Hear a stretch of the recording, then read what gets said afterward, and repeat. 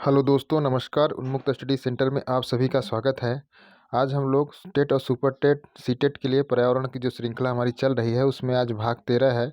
और ये हमारा जो श्रृंखला चल रही है टॉपिक वाइज है, टॉपिक वाइज प्रश्न हैं और उसके उत्तर हैं।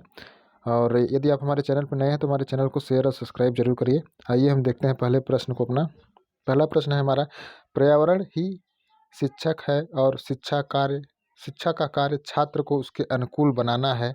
यह कथन है, यह कथन थॉमसन का है। ठीक है, आगे बढ़ते हैं। अगला हमारा प्रश्न है, कक्षा 4 के पर्यावरण अध्ययन की छात्रा प्रीति बगीचा भ्रमण के बाद अपनी नोटबुक में यह लिखती है कि सभी पौधों की पत्तियां एक जैसी नहीं होती हैं, परंतु उनका कार्य एक ही होता है। इस गतिविधि से प्रीति में किस कौशल का विकास होगा? तो इसका जो है वस्तुओं की तुलना और वर्गीकरण करने के कौशल का विकास होगा।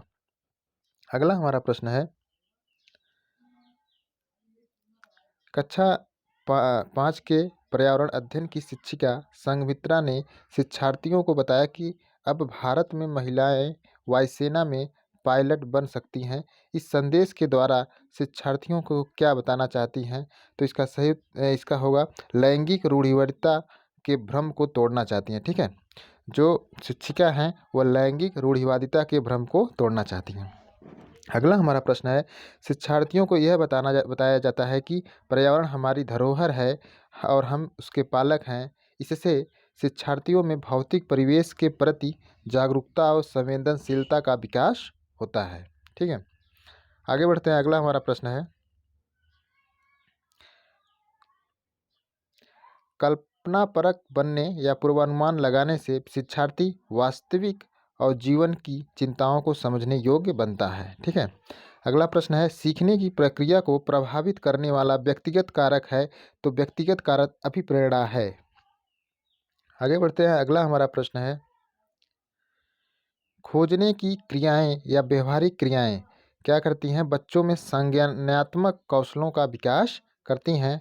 अगला प्रश्न है, जीव और उनके वातावरण के आपसी संबंधों का अध्ययन करने वाला विज्ञान कहलाता है, पर्यावरणीय अध्ययन कहलाता है। अगला प्रश्न है हमारा, संरचना के आधार पर प्राकृतिक पर्यावरण को विभाजित किया तो उसको 4 भागों में विभाजित किया गया है। अगला प्रश्न है हमारा, पृथ्वी के कुल क्षेत्रफल का कितना प्रतिशत भूभाग स्थल का है? तो 29% जो है क्षेत्रफल लगभग जो है पृथ्वी के भूभाग है। ठीक है, आगे बढ़ते हैं। अगला हमारा प्रश्न है, वायुमंडल का जो हिस्सा अल्ट्रावायलेट किरणों से अवशोषित करता है तो ओजोन मंडल होता है। ओजोन मंडल जो होता है अल्ट्रावायलेट किरणों को अवशोषित करता है। अगला हमारा प्रश्न है, जिस विद्वान ने मनोवैज्ञानिक पर्यावरण पर विशेष महत्व दिया उसका नाम है कर्ट लिविन।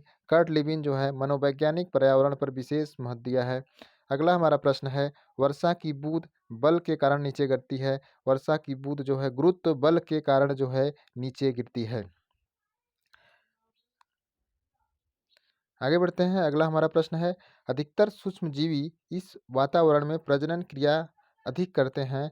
तो नमी या आर्द्र वातावरण में जो है सूक्ष्मजीवी जो होते हैं प्रजनन क्रिया अधिक अधिक करते हैं। अगला हमारा प्रश्न है, छात्रों को पर्यावरण अध्ययन की सभी शाखाओं को एक साथ पढ़ाने हेतु उपागम श्रेष्ठ है। तो एकीकृत उपागम जो है सभी पढ़ाने के लिए सबसे जो सर्वश्रेष्ठ उपागम है एकीकृत उपागम। आगे देखते हैं। अगला प्रश्न हमारा, प्राथमिक स्तर पर विज्ञान एवं सामाजिक विज्ञान को एक ही विषय पर्यावरण अध्ययन के तहत पढ़ाया जाता है। यह है विज्ञान शिक्षण का एकीकृत उपागम। ठीक है,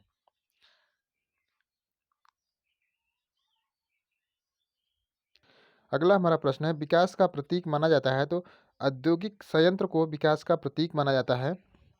आगे बढ़ते हैं। अगला प्रश्न है, पर्यावरण को व्यापक क्षति पहुंचती है। तो बांध निर्माण से, सड़क निर्माण से, खनन कार्य से जो है पर्यावरण को व्यापक क्षति पहुंचती है। आगे बढ़ते हैं। अगला हमारा प्रश्न है, प्रथम पृथ्वी पर्यावरण सम्मेलन का आयोजन किया गया था। तो 1992 में किया गया था। आगे बढ़ते हैं। अगला प्रश्न है, संपूर्ण विश्व में समग्र रूप से विश्व पर्यावरण दिवस मनाया गया 1972 में। संपूर्ण विश्व में समग्र रूप से पर्यावरण मनाया गया 1972 में। अगला प्रश्न है, पर्यावरण संरक्षण हेतु भारत सरकार द्वारा प्रदूषण निवारण और नियंत्रण अधिनियम बनाया गया 1974 में। आगे बढ़ते हैं, अगला प्रश्न है, एफडब्ल्यूपी का संबंध है, तो एफडब्ल्यूपी का जनसंख्या नियंत्रण से संबंध है। अगला हमारा प्रश्न है, पर्यावरण विकास आयोग, पर्यावरण एवं विकास आयोग की स्थापना की गई तो 1984 में की गई थी। आगे बढ़ते हैं, अगला प्रश्न है, प्रत्येक जैविक घटक की खाद्यान्न आपूर्ति प्रत्यक्ष अप्रत्यक्ष रूप से पर्यावरण द्वारा संभव होती है। अगला प्रश्न है, पर्यावरण शिक्षा से लाभ है, तो लाभ क्या है? पर्यावरण के महत्व का ज्ञान, पर्यावरण प्रदूषण के कारणों की जानकारी, प्रदूषण के प्रभाव से बचने के उपाय। अगला हमारा प्रश्न है, पर्यावरण अध्ययन है प्राकृतिक और मानव निर्मित पर्यावरण, इन दोनों के मध्य होने वाले अंतःक्रियाओं का अध्ययन। अगला प्रश्न है, पर्यावरण शिक्षा से आपका क्या अभिप्राय है? पर्यावरण शिक्षा से पर्यावरण को दूषित होने से बचाया जाए। आगे बढ़ते हैं, अगला प्रश्न है, विद्यालय में आयोजित होने वाली विभिन्न सहगामी क्रियाओं के बारे में आपकी राय है, तो इनसे बच्चों की सामित्रिक गुणों और सहभागिता का विकास होता है। आगे बढ़ते हैं, अगला हमारा प्रश्न है, पर्यावरण का अध्ययन क्षेत्र जो है भूगोल के सर्वाधिक निकट है। अगला प्रश्न है, कोठारी समिति ने अपनी रिपोर्ट में सिफारिश की थी पर्यावरण शिक्षा के औपचारिक धारा से जोड़ा जाए। ठीक है, पर्यावरण शिक्षा को औपचारिक धारा से जोड़ा जाए। अगला हमारा प्रश्न है, बेसिक शिक्षा के लिए सर्वप्रथम आंदोलन छिड़ा था, तो महात्मा गांधी थे। आगे बढ़ते हैं, अगला प्रश्न है, पर्यावरण शिक्षा के अंतर्गत विभिन्न विषयों के कारण हम यह कह सकते हैं कि इसका पाठ्यक्रम विस्तृत है। आगे बढ़ते हैं, अगला प्रश्न है, पर्यावरण शिक्षा की समस्याओं को दूर करने के लिए आप क्या तरीका अपनाएंगे? तो छात्रों के विषय के प्रति सकारात्मक दृष्टिकोण को विकसित करेंगे। अगला प्रश्न है, पर्यावरण एवं विकास आयोग की स्थापना का मुख्य उद्देश्य था, तो इसका हो जाएगा पर्यावरण का संरक्षण करना, पर्यावरण की सुरक्षा एवं विकास करना। अगला हमारा प्रश्न है, पर्यावरणीय मित्र माना जाता है, तो पर्यावरणीय मित्र जैविक खाद को माना जाता है। आगे बढ़ते हैं, अगला हमारा प्रश्न है, पर्यावरण शिक्षा के संदर्भ में निर्मित की गई वास्तुकला द आउटलुक टावर की स्थापना की थी, तो पैट्रिक जेडिस ने जो है द आउटलुक टावर की स्थापना की थी। अगला हमारा प्रश्न है, पर्यावरणीय शिक्षा क्षेत्र के अंतर्गत प्रदूषण, भोजन, पोषण आदि आते हैं, तो प्रकृति संरक्षण से संबंधित कार्य नहीं है, तो अतिचारण जो है प्रकृति संरक्षण से संबंधित कार्य नहीं है। अगला हमारा प्रश्न है, पर्यावरण शिक्षा का उद्देश्य नहीं है, तो पर्यावरण शिक्षा का उद्देश्य सामाजिक चेतना नहीं है। आगे बढ़ते हैं, अगला प्रश्न है हमारा, पर्यावरण संबंधित विकास का संबंध है, तो पर्यावरण संबंधित विकास का संबंध नियोजित विकास से है। आगे बढ़ते हैं, अगला प्रश्न है, पर्यावरण शिक्षा के मुख्य उद्देश्य में शामिल नहीं है, तो भाईचारा और बंधुत्व जो है पर्यावरण शिक्षा के मुख्य उद्देश्य में शामिल नहीं है। अगला हमारा प्रश्न है, घरेलू उत्पादों पर अंकित इको मार्क का संबंध होता है पर्यावरण अनुकूल से। ठीक है, अगला प्रश्न है, कौन एक अंतर्राष्ट्रीय संस्था पर्यावरणिक कार्यक्रम में विशेष भूमिका नहीं निभाती? तो WHO जो है पर्यावरणिक कार्यक्रम में विशेष भूमिका नहीं निभाती है। अगला प्रश्न है हमारा, अधिगम की विशेषताओं में शामिल नहीं है, तो अधिगम का स्वरूप केवल व्यक्तिगत होता है। ठीक है, आगे बढ़ते हैं, अगला प्रश्न है हमारा, सीखना विकास की एक प्रक्रिया है या कथन है? तो ये वुडवर्थ का कथन है। वुडवर्थ ने कहा सीखना विकास की एक प्रक्रिया है। अगला हमारा प्रश्न है, जब बालक विचार एवं धारणाएं बनाने में सक्षम हो जाता है, तो इस अधिगम को कहा जाता है विचारात्मक अधिगम। आगे बढ़ते हैं, अगला प्रश्न है, परिस्थितियों में उद्दीपन तथा अनुक्रिया का संबंध मजबूत होता है, तो निरंतर अभ्यास करने से जो है परिस्थितियों में उद्दीपन तथा अनुक्रिया का संबंध मजबूत होता है। अगला हमारा प्रश्न है, किसी अभिप्रेरणा से उत्पन्न क्रियाशीलता ही सीखने का आधार होती है, तो ये बात किसने कहा? ये स्किनर ने कहा, किसी अभिप्रेरणा से उत्पन्न क्रियाशीलता ही सीखने का आधार होती है।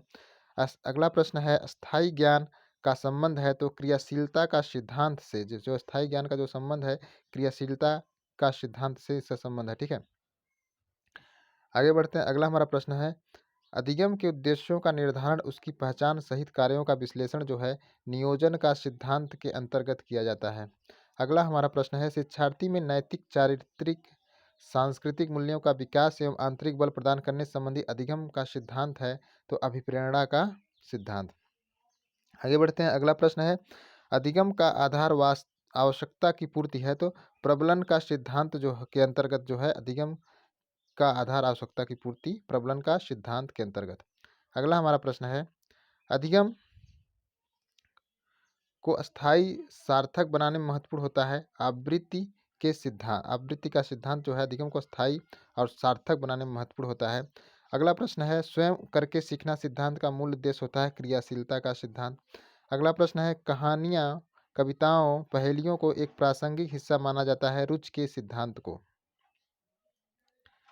आगे बढ़ते हैं। अगला प्रश्न है हमारा, अधिगम की सफलता का मुख्य आधार माना जाता है तो अधिगम की सफलता का मुख्य आधार लक्ष्य प्राप्ति हेतु प्रबल इच्छा को।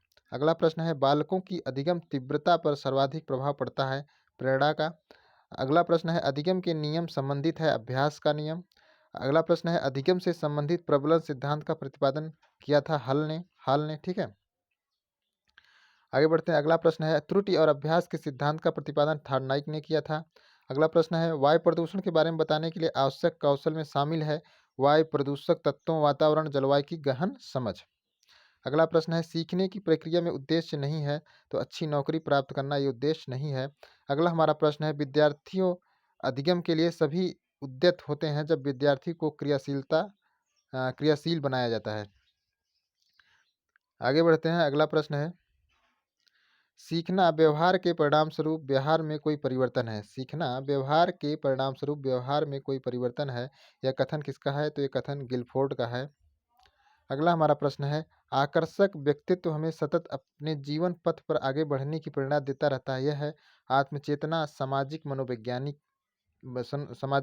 मनोवैज्ञानिक ने। ठीक है, अगला प्रश्न है, अपने अधिगम सिद्धांत में पुनर्बलन पर सबसे पहले बल दिया तो स्किनर ने जो है पुनर्बलन पर सबसे अधिक बल दिया। अगला प्रश्न है, मंद बुद्धि बालकों के लिए उपयुक्त सिद्धांत माना जाता है थार्डनाइक का सिद्धांत जो है।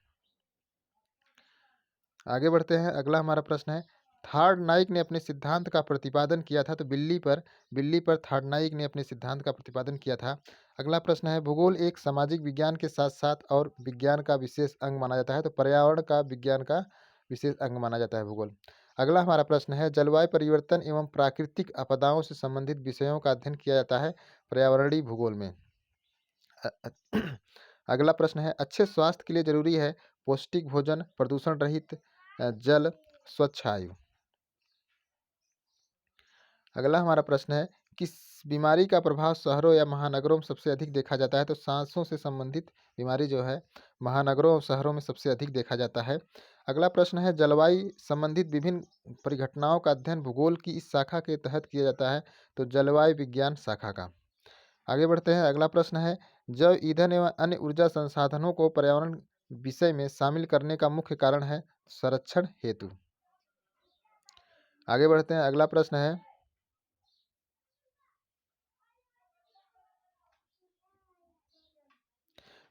पर्यावरण विज्ञान को पर्यावरण अध्ययन के रूप में पढ़ाया जाता है तो प्राथमिक स्तर पर। अगला हमारा प्रश्न है, गैंड बैंक डागर बैंक क्षेत्र विश्व विख्यात है मत्स्य उत्पादन क्षेत्र के लिए, ये गैंड बैंक और डागर बैंक विश्व विख्यात हैं। अगला प्रश्न है, खनन का कार्य हेतु प्रसिद्ध है तो छोटा नागपुर का जो क्षेत्र है खनन कार्य के लिए प्रसिद्ध है। अगला प्रश्न है, समाज पर्यावरण द्वारा रीतिबद्ध होता है तो इसको किसने कहा, किसका कथन है ये डिमोलिंस का है। डिमोलिंस ने कहा कि समाज पर्यावरण द्वारा रीतिबद्ध होता है।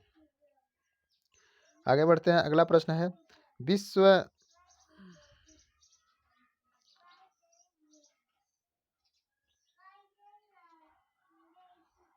का विशाल मानव समूह क्षेत्र है तो दक्षिण पूर्व एशिया। अगला प्रश्न है, मेलोनेशिया द्वीप समूह में प्रजाति के लोग निवास करते हैं तो ऑस्ट्रेलिया। ठीक है, ऑस्ट्रेलिया प्रजाति के लोग निवास करते हैं। अगला प्रश्न है, पर्यावरण अध्ययन में जिस विषय का संबंध सबसे अधिक है तो भूगोल का है। आगे बढ़ते हैं। अगला प्रश्न है, छात्रों में विज्ञान विषय की समझ पैदा होने से उनके स्वभाव में परिवर्तन होता है, वैज्ञानिक दृष्टिकोण बदलता है। ठीक है, अगला हमारा प्रश्न है, भारतीय संविधान में किस अनुच्छेद के अंतर्गत पोषाहार स्तर और जीवन स्तर को ऊंचा करने और लोक स्वास्थ्य का सुधार करने हेतु राज्य के कर्तव्यों का निर्धारण करता है? तो अनुच्छेद 47 जो है पोषाहार स्तर और जीवन स्तर को ऊंचा करने और लोक स्वास्थ्य का सुधार करने हेतु राज्य के कर्तव्यों का निर्धारण करता है।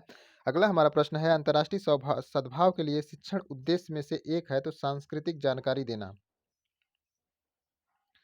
अंतिम हमारा प्रश्न है, विज्ञान का प्रकरण दृष्टिकोण मनोविज्ञान के किस सिद्धांत पर आधारित होता है? तो अवयवी सिद्धांत पर आधारित होता है। ठीक है दोस्तों, ये दोस्तों आज का हमारा प्रैक्टिस सेट था। और कैसा लगा आप कमेंट जरूर करिए, हमारे चैनल को शेयर और सब्सक्राइब जरूर करिएगा। Thank you.